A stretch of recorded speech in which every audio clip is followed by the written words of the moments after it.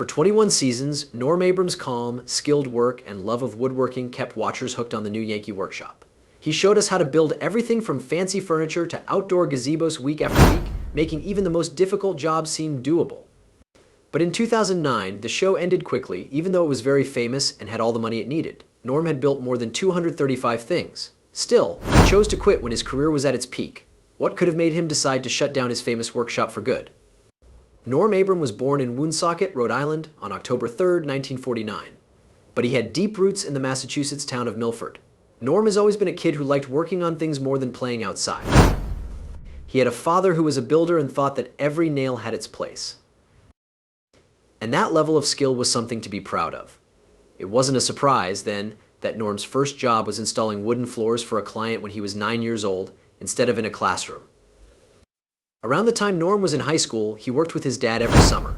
That's how Norm learned how to use the tools, read the wood's grain, and make something beautiful out of nothing. But he didn't think that becoming a carpenter would be his career, like a lot of kids from small places. When it was time for Norm Abram to go to college, he went to the University of Massachusetts Amherst to study motor engineering instead of woodworking.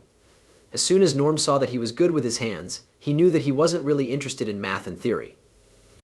Engineering seemed cold and far away.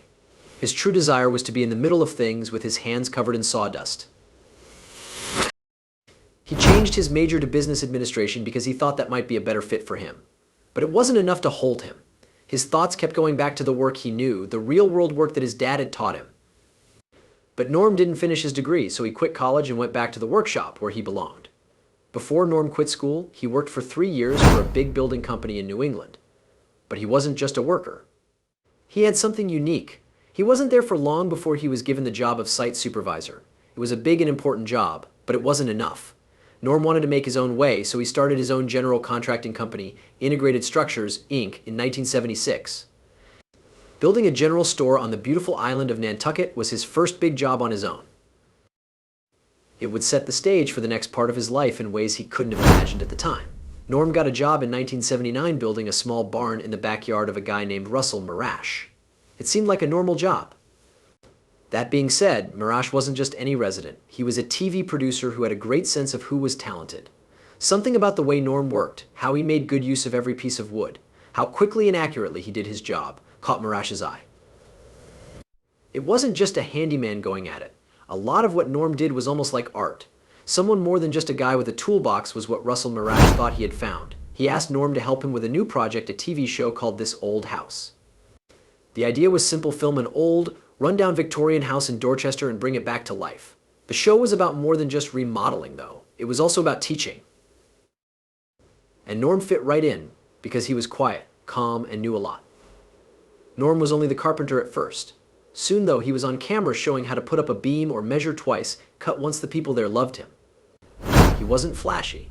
It wasn't loud for him to be on TV. He was just Norm. He was good at what he did and could teach you something without making it feel like a lesson. As word spread about this old house, so did Norm's fame. Not only were people watching for the house, but also for Norm. The things that set him apart were his steady hand, his clear answers, and his respect for the craft. Russell Marash didn't have to wait long to see another chance. Why not make Norm's own show? This is how the new Yankee Workshop came to be. As early as 1988, Russell Marash knew they had something unique. No longer were people just watching to learn about houses. They had their eyes on Norm. His methodical approach, deep knowledge, and cool, straightforward way of talking about things made woodworking seem easy and even therapeutic. When Norm could bring old houses back to life, just think of what he could do with a show just about woodworking. But they needed a place to meet first, and it just so happened that they found one. Mirage was already in the best place. Do you remember the barn that Norm built in Russell's yard in 1979? That was going to be the famous workshop. The building started out as a simple one, but they added on to it, changed it, and made it fit Norm's style. It really turned into a heaven for woodworkers. A 36 by 26 foot shop with all the tools, gadgets, and stuff a carpenter could want. It was 1989 before the first show of the new Yankee Workshop aired. It was a simple idea. Norm would show people how to make a new project every week, step by step. It was sometimes a classic, beautiful piece of furniture. At other times, it was more useful, like a tool for a workshop. It was always useful and beautiful, though. Norm used both old-fashioned hand tools and the newest electric power tools, showing that the right mix of old and new can make beautiful things. It wasn't just simple do-it-yourself hacks either. Norm's projects ranged from easy ones for beginners to difficult copies of old furniture. Whether you were an experienced builder or had never picked up a chisel before, there was something for everyone. It was never scary. Norm's steady, calm presence helped you get through it all. Every part of that store was carefully set up. People in their own homes might have thought it was in Norm's garden. No, it was all set on land owned by Russell Marash. Their first day of taping, the shop didn't even have a door. What did Norm do? He built the famous swinging barn door himself, of course. As the episode ends, Norm always shuts down, which became part of the show's fun. There was everything a woodworker could want inside the shop. The 936 square feet of chaos were well put together. There was a back bench and a drill press on the west wall. The radio warning zone, the miter bench, and a storage unit were all on the south wall. There was also a computer, a TV, and a small office in the corner, but you didn't see them very often on camera. There was a ladder on the east wall that led to a loft area, where Norm kept the dust collection, an edge sander, and the jigs. It worked well and felt good to be in. There was also the table saw in the middle of the shop, which was the center of attention. There were outfeed tables, a big assembly table, and all the tools a woodworker could need around it. The room in the northeast corner was for finishing. Norm put a smooth coat of oil or paint on his projects to make them come to life. Everything was put away. Norm liked it when everything had a reason for being there. Norman worked on projects inside and outside as well. During the 21 seasons of the show, the new Yankee Workshop also did builds outside. Norm built sheds, gardens, gazebos, and even a small sailboat. Building things like walls, flagpoles, and mailboxes was his job. Norm could make anything out of wood, and he did. That's right there on video. It wasn't just the jobs either. Norm took viewers on short field trips to historical places, museums, and shops to get ideas for his builds. He would look at an old chair or cabinet and enjoy how well it was made. Then he would go back to his shop and make something similar, but with a modern twist. Norm didn't just want to show off his skills on the show. It had to do with teaching. He talked about every step, from picking out the right wood to putting on the last coat of finish. He did more than just show you how to build something. You felt sure that you could do it on your own because of him. That was Norm's magic. He made the hard things seem easy. You could tell there was a flow to the work if you paid close enough attention. Cut, smooth, fit, measure, and do it again. Norm had built more than 235 projects on camera by the end of the new Yankee Workshop. Even though they were all different, they were all made with the same care and skill. There was also a lot of praise for the show. It was up for a number of afternoon Emmys, including Outstanding Service Show and Single Camera Editing. A lot of people in the US and other places found something special about Norm Abram and his small workplace. Every time that famous shop's door shut at the end of a show, you knew you'd be back the next week to learn something new from the man who made it all look so easy. But everything good has to end. WGBH Boston said on October 16, 2009, that there would be no more shows of the new Yankee Workshop. Norm Abram had made the choice to leave the show. In his usual quiet way, he thought about the choice and said that he had met great woodworkers and had gotten loyal support from millions of viewers. The show wasn't unable to continue. Norm said that they had all the money they needed. The investors were still on board, and the watchers were still devoted. They could have kept the show going for years longer, but Norm was happy with what he had done. He wasn't ready for another building season after 21 years of non-stop work. Spend more time with your family, more time away from the cameras. The love for the new Yankee Workshop didn't go away even after the show stopped running. There were episodes that could be streamed on this Old House Insider and on newyankee.com for a number of years. Woodworkers could still get project plans and look back at their favorite builds. It was like a digital collection of Norm's best work. The same is true in the internet world. Nothing lasts forever. The viewing options went away on September 5th, 2022. Marash ASIC, WGBH, Liner Inc., and this Old House Ventures license deal ran out.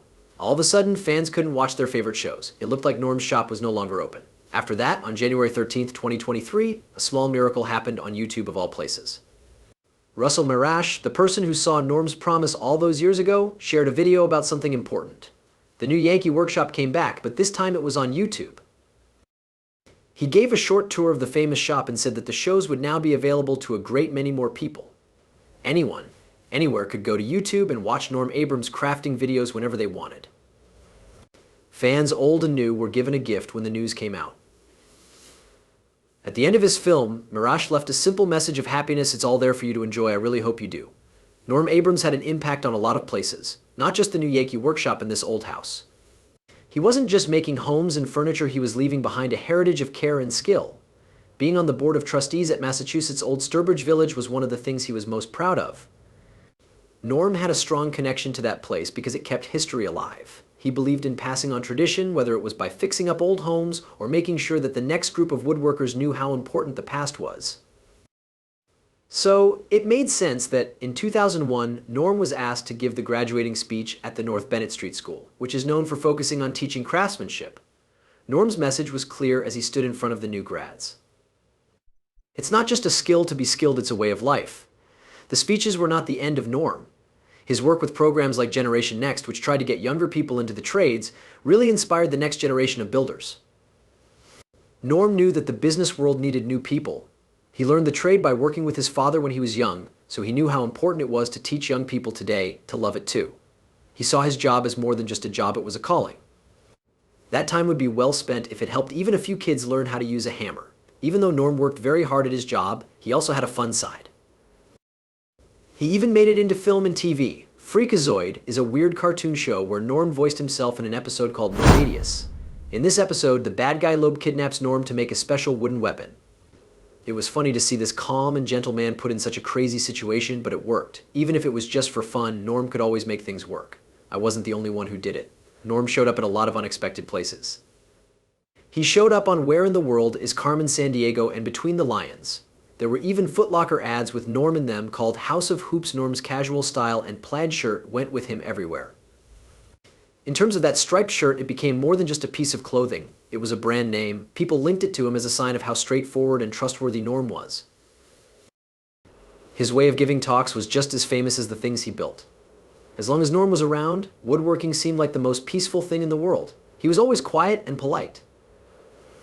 He could break down even the hardest jobs into steps that were easy to follow, and the way he talked about them made people feel like they could do it too. Norm didn't just think about how, though. He was very concerned about safety.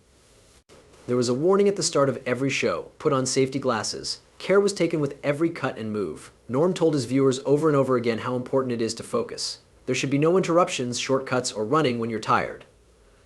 He thought about safety just as much as he worked with wood. Norm became known for more than just his craft skills because of all of this. The American Academy of Ophthalmology gave him their ISMART Distinguished Service Award in 2009.